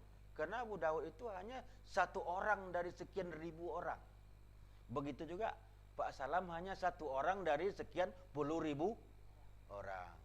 Jadi kita ini adalah sama-sama untuk li'a'la kalimatillah. Makanya kemarin ada yang nanyakan, boleh enggak orang kita nikah dengan orang Abu Daud? Boleh. Selama mereka mau. Cuma kalau mereka enggak mau juga kita enggak bisa maksa. Iya kan? Asal sama-sama boleh. Ya, nanti perwaliannya kemana? Terserah mau kemana. Yang jelas suami adalah wali bagi istrinya. Artinya dalam segi koordinasi itu. Ini yang begini nih, kalau tertanam rasa yang seperti ini, saya khawatir ini tidak mencium bau surga. Karena ciri-ciri berfirqah itu adalah adanya baghyan bainahum, ada rasa kedengkian, ada rasa iri, ada kullu hizbin bima ladaihim. Ya, jangan pula setelah berada di bawah barisan Pak Salam, ini yang paling baik. Jangan. Kita hanya boleh memuja Allah. Kalau di sini benar, maka kita pertahankan kebenaran. Nah, ini maksudnya ini intermezzonya ya. Jadi tidak ada milik pribadi dalam lembaga ini, tidak ada.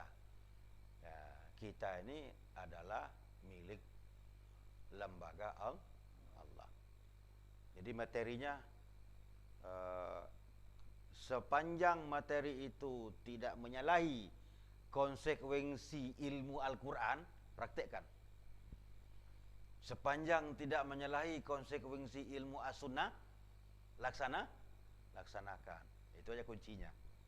Jadi tidak peduli materi siapa yang susun. Ini bukan disusun oleh sesepuh, ya, tapi disusun oleh wilayah. Jadi itu tidak jadi ukuran. Silakan yang lain.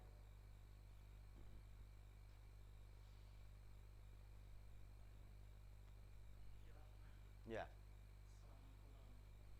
Waalaikumsalam warahmatullahi wabarakatuh. Ini masalah hadis, Pak. Hadis yang Bapak bacakan. Barang siapa yang menutupi kalimat la ilaha illallah, maka itu kan Ikhlas. Ya. Bukan setiap yang ngucap ya. bukan setiap Pak ya. Ya, ikhlas. Ini ada pemahaman seperti kita ini, kita karena kita sudah mengucapkan kalimat la ilaha illallah, kalau umpama kita kembali kepada kekafiran, kita akan masuk neraka, tapi nanti satu saat diangkat oleh Allah masuk surga. Mungkin saya untuk penjelasan tentang itu, kalau bukan itu Pak, bagaimana? Berarti pertanyaannya simpelnya mungkin ya, pertanyaannya apakah orang masuk neraka itu keluar lagi? Ya. Apa itu maksud pertanyaannya? Ya, tapi yang dimaksud tadi itu yang mengucapkan la ilaha illallah seperti kita. Iya. Kemudian dia kafir. Kafir. Ya berarti sama saja dengan kafir yang lain.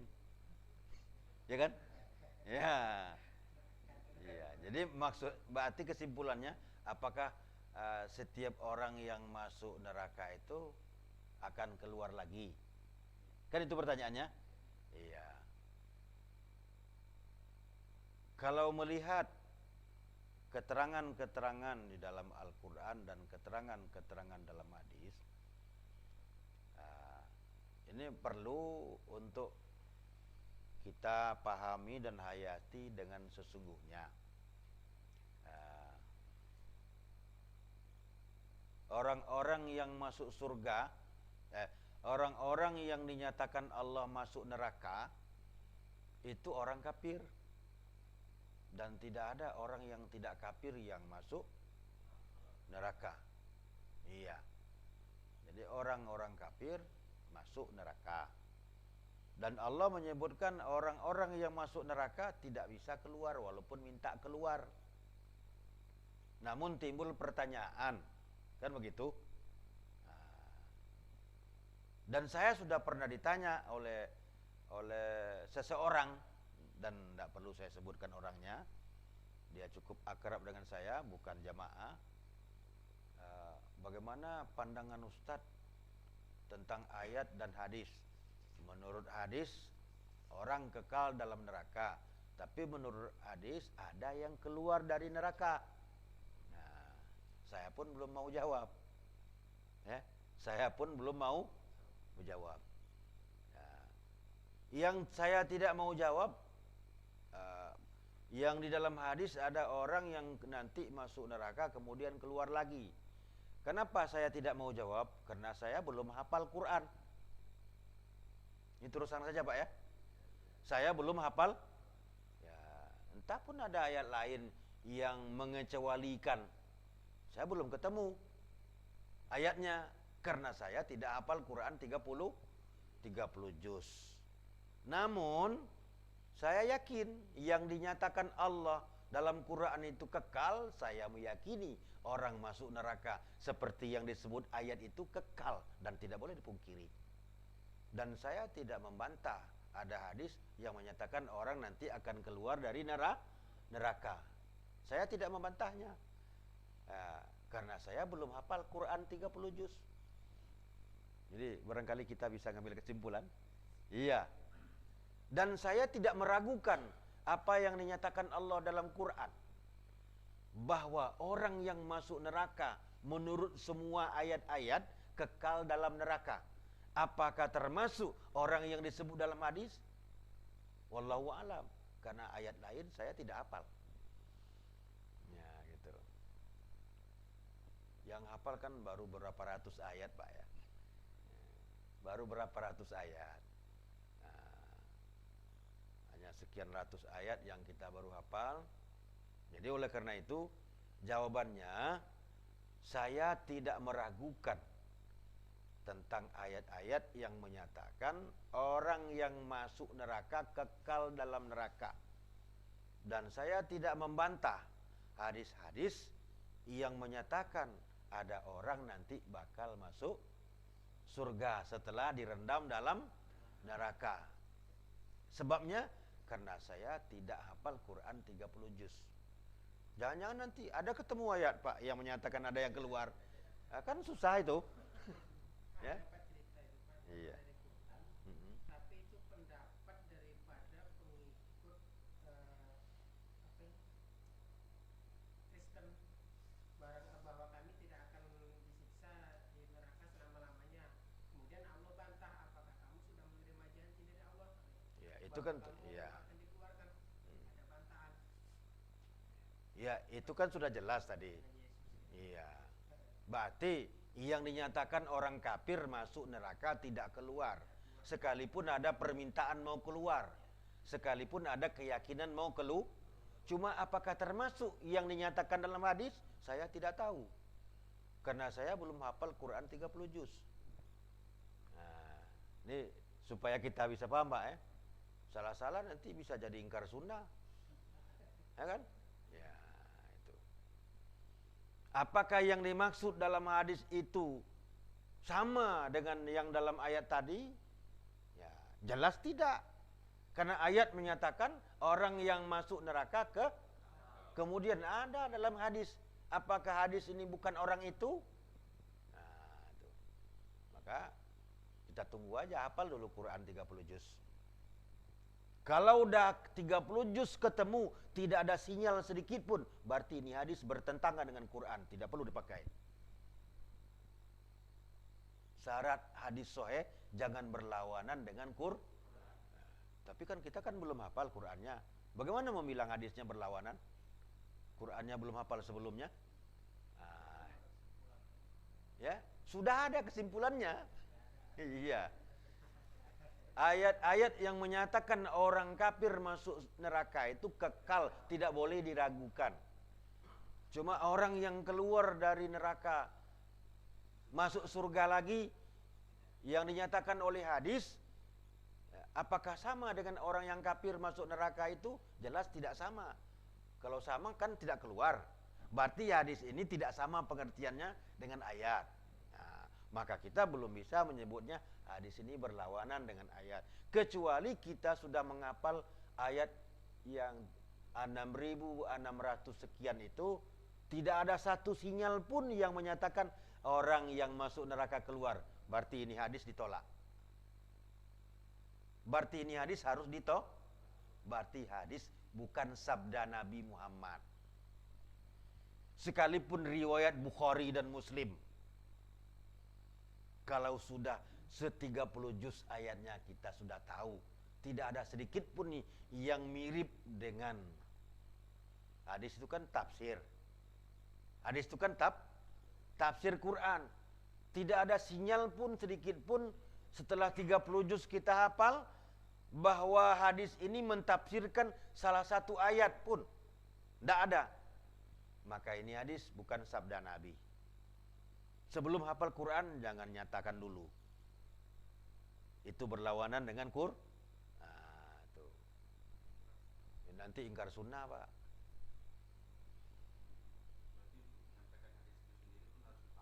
Dipahami dulu, tidak boleh serampangan pula kita. Contoh, ini contoh Pak ya.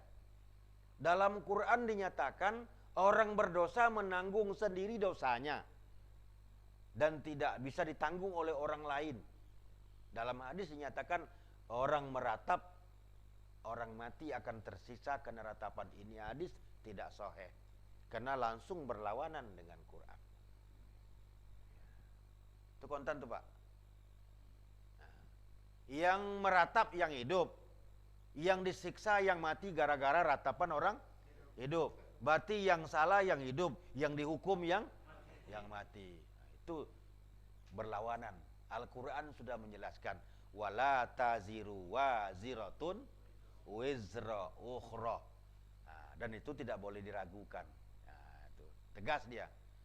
Nah, cuma ayat-ayat yang menjelaskan orang yang pernah bersyahadat tapi berdosa kemudian masuk neraka, ya kemudian nanti kembali lagi ke surga, apakah tidak bertentangan dengan ayat orang kafir masuk neraka kekal? Nah, ini memerlukan kita menguasai ayat-ayat, ya minimal apalah Quran kita, supaya jangan serampangan kita bilang hadis berlawanan dengan Quran. Cuma jangan pula meragukan orang masuk neraka kekal yang disebut oleh ayat. Nah, itu yang salah paham pula. Orang yang dinyatakan Allah masuk neraka kekal tidak akan keluar lagi dan tidak boleh diragukan itu. Nah, itu. Tidak boleh diragukan. Kholidina fiha abada. Bagaimana tuh Pak? Ada pula dalam ayat lain, mada mati samawati wal ard, selama langit dan bumi masih ada. Ya betul itu. Selama langit dan bumi akhirat masih ada, kekal neraka, kekal surga itu. Kecuali Allah mengganti dengan bumi langit yang baru.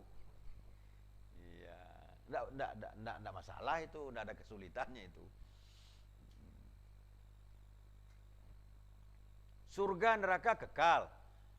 Kecuali kalau Allah mengendaki akan diganti dunia ini. Nah, itu tidak pula mustahil. Itu kan ketentuan sang penciptanya. Nah. Jadi barangkali demikian ya. Iya. Ini gunanya begini Pak. Jangan berbenturan nanti di lapangan dakwah. Oh, jangan-jangan ini ingkar sunnah. Ya. Orang yang didakwai belum mengerti lagi. Ini kayaknya ingkar sunnah ini. Dan sudah terbukti Pak, mengingkari azab kubur ternyata Quran mengakui azab kubur. Al-Quran mengakui ada azab kubur, menjelaskan ada azab kubur yang disebut wahum fi barzakhin ila yaumi yub'atsun. Mereka berada di alam barzakh terhadap orang-orang kafir dan zalim.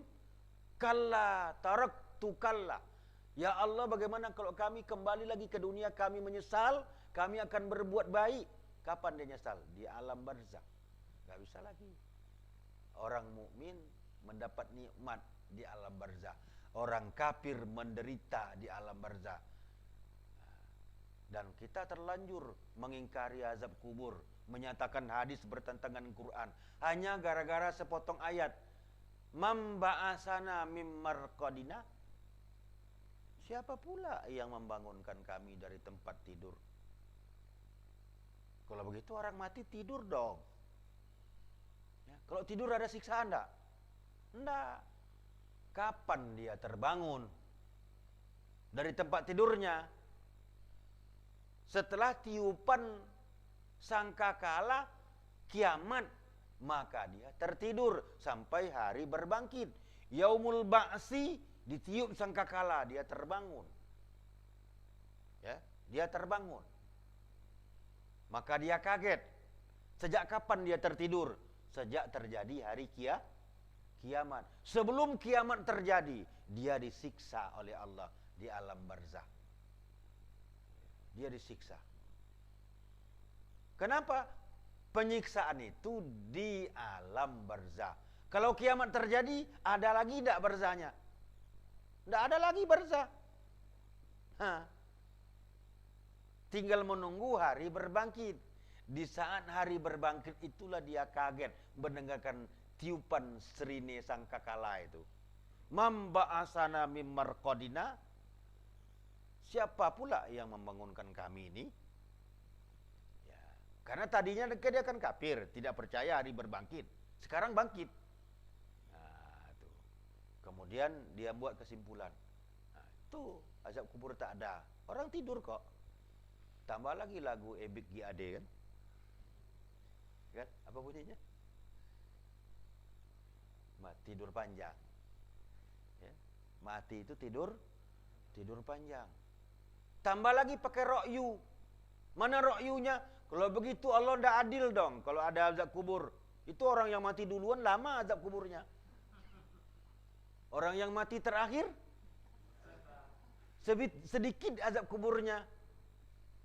Berarti tidak berguna dalil dari Allah. Ya, kalau dianalisa masalah yang gaib ketetapan Allah dengan ra'yu.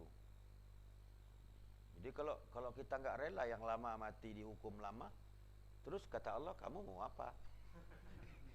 Kan begitu? Kan orang duluan mati lama siksanya, orang yang datang belakangan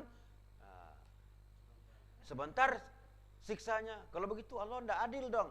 Apa adil rumusnya seperti dalam benak kita itu? Iya kan? Jadi kita mengukur adil itu menurut benak kita. Nah, ini bahaya lagi nih. Nah, tuh.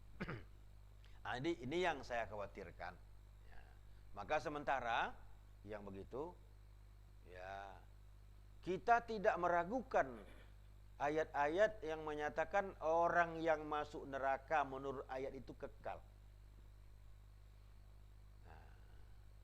Cuma hadis-hadis yang menyatakan ada orang masuk neraka keluar lagi, berarti pengertian dalam hadis ini tidak sama dengan pengertian ayat.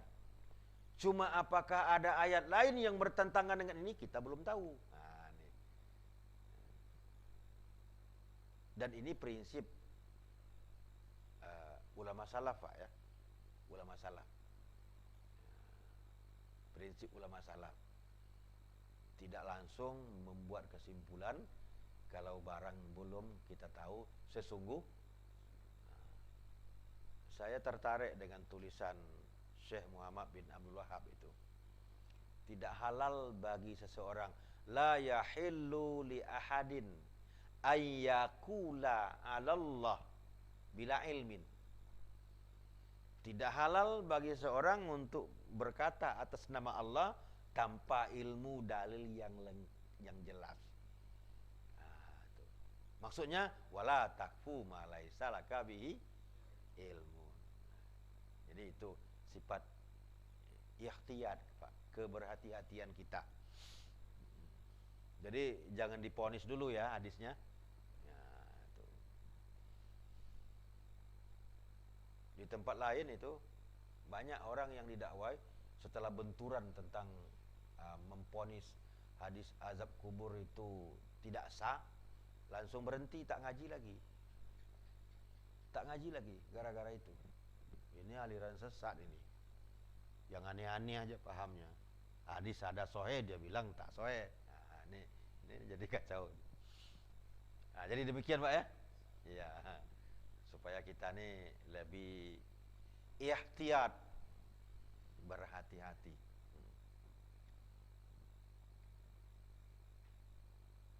Silakan, mungkin yang lain.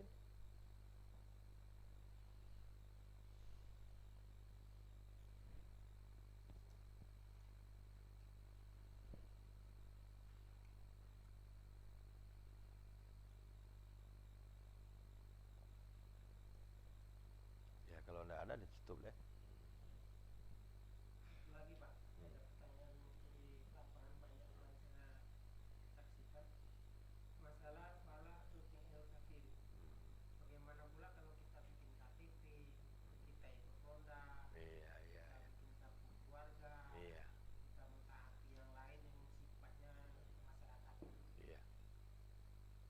jawabnya, apa membuat KTP itu karena taat atau karena terpaksa? Apa bayar pajak itu karena taat atau terpaksa? Oh, terpaksa Pak. Kalau terpaksa rukhsah. Kalau terpaksa rukhsah, tidak berdosa. Tapi kalau tidak terpaksa dalam hatinya karena memang dia menyukainya, berarti dia taat. Coba lihat di dalam surah An-Nahl.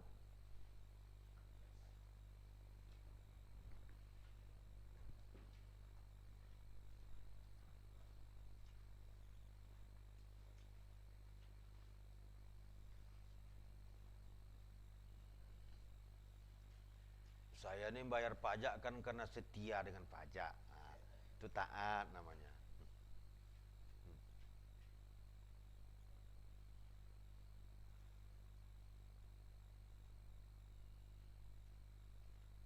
Saya ini pakai STNK, saya pakai SIM. Kenapa? Biar saya aman di jalan.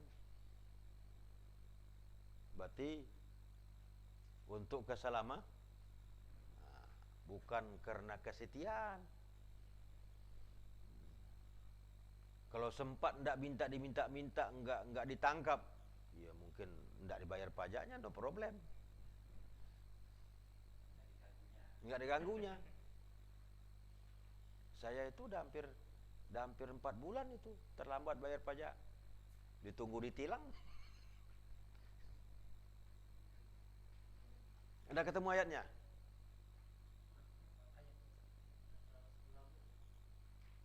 Ayat 106 surat 16. Coba dibaca.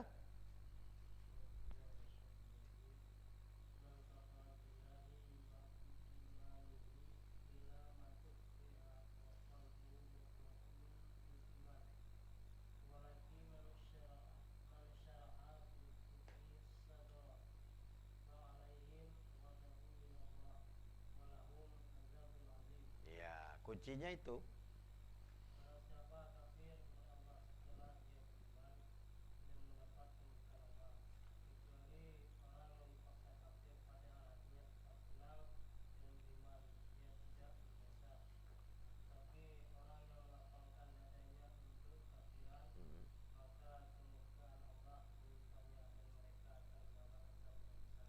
Itu di dalam materi syarat sah syahadat itu diuraikan dalam bab ikhlas. Syarat sah syahadat ikhlas. Ya. Untuk jadi kafir pun harus ikhlas. Kalau tak ikhlas tak kafir. Nah, jadi kuncinya itu. Kalau tak ikhlas tak kafir, sekalipun mengucapkan kalimat kafir. Itu kan asbabun nuzulnya kan itu. Ada salah seorang sahabat yang menghadapi nasib seperti itu, sampai disuruh dia mencium jidat dan mengakui latah mencium jidatnya orang musyrik itu, karena dia menjaga keselamatan dirinya. Maka dalam ayat itu illa intattaku tuqah, kecuali orang untuk menjaga keselamatan. Kalau orang yang saraha bil kufri, memang terbuka lapang dadanya untuk kafir, itu kafir betulan. Berarti dia ikhlas kafirnya. Orang tidak sah imannya kalau tidak ikhlas. Begitu juga orang tidak sah kafirnya kalau tidak ikhlas. Kalau terpaksa berarti dimaafkan. Jadi yang tadi itu, apakah Bapak buat KTP itu memang senang jadi warga RI? Ya, saya jadi warga yang setia. Ya, itu rusak syahadatnya. Rusak syahadat. Nah, itu perlu diulang-ulang materi Ustadz Rahman Abdurrahman itu. Ustadz Aman Abdurrahman. Nah, itu. Jadi artinya hal-hal yang tumbuh dari keterpaksaan itu ma'fu anhu, ya, dimaafkan. Famanit turra ghaira baghin wala adin fala isma alaihi. Barang siapa yang terpaksa, tidak ada yang mau dimakan, makan bangkai, tapi bukan karena menurutkan hawa nafsu, fala isma alaihi. Bukan bangkainya halal, tapi dia tidak berdosa.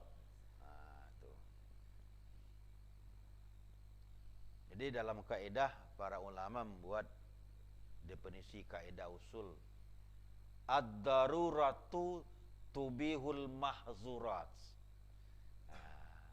Darurat itu memberikan kemudahan untuk kita tidak dihukum berdosa melakukan sesuatu yang dilarang karena darurat.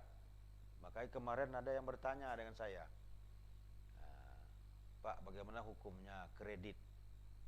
Apakah sistem kredit itu tidak ada unsur riba? Saya bilang ada unsur ribanya. Apa Bapak ngeredit itu ikhlas? Tidak Pak, terpaksa. Kalau terpaksa tidak berdosa. Mana contohnya terpaksa?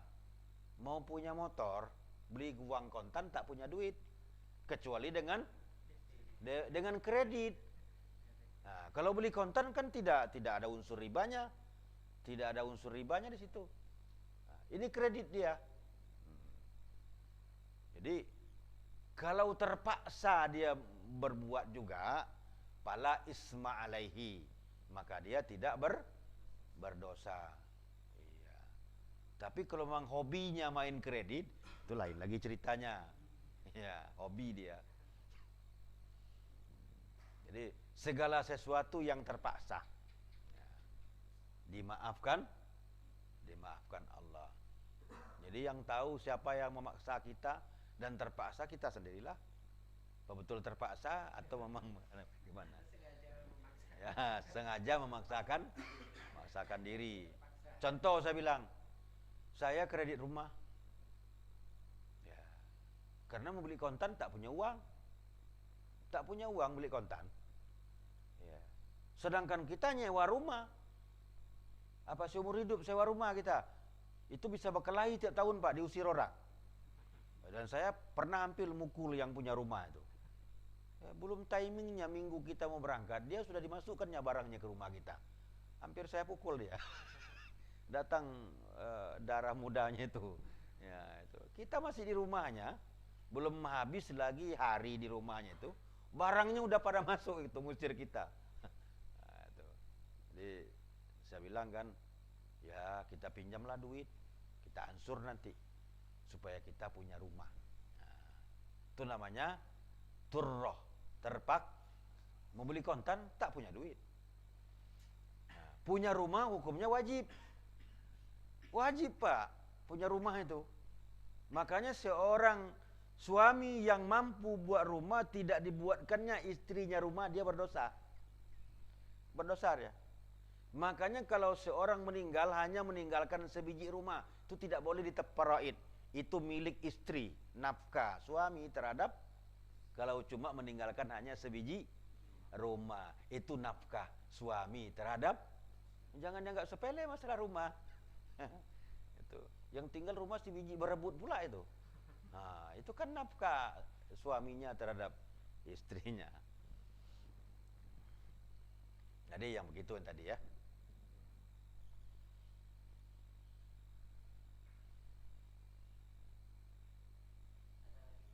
Silakan.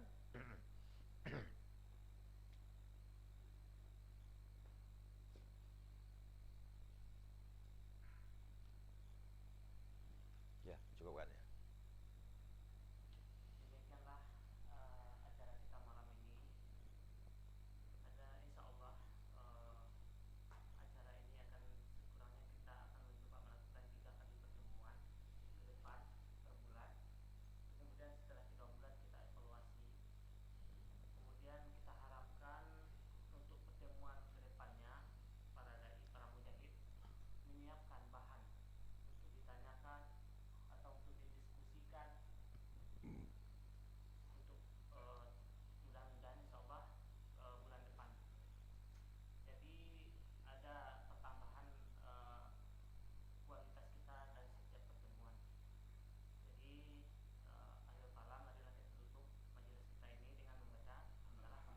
Alhamdulillahi Rabbil Alamin.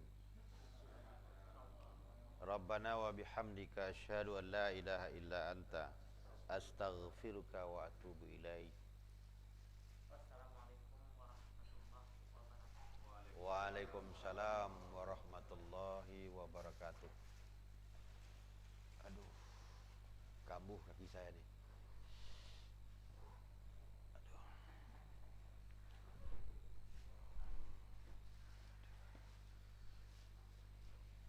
Yang ini belum mati.